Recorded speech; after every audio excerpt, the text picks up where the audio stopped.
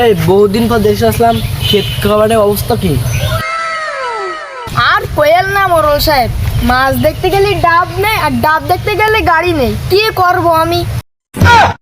তার মানে আজকে নিজের চোখে দেখবো। চলেন মোরল সাহেব। चलो ये मॉडर्न कारवा।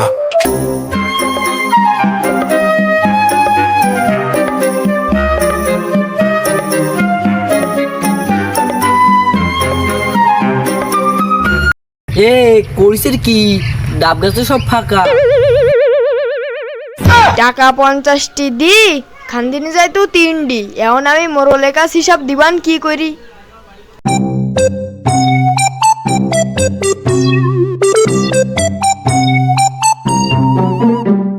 বন্ধু মাঠ ক্লিয়ার, আগু আগু।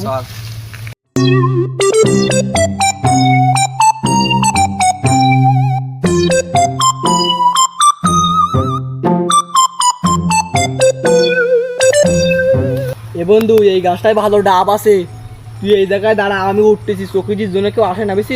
সই তো আমি দেবই, তুই ওঠ।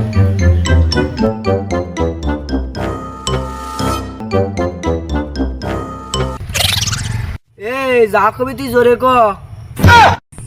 হাই জোরে কই ঠাপটা, আমি এবার খাই।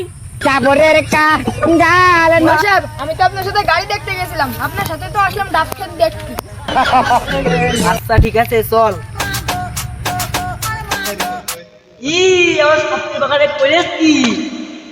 যখন আমার লাগে গরম থাকে না লজ্জা শরম, বেহুশ হইয়া কইরা খাইছি উল্লা লাই রে আলি বেলে টাঙ্গে वाले।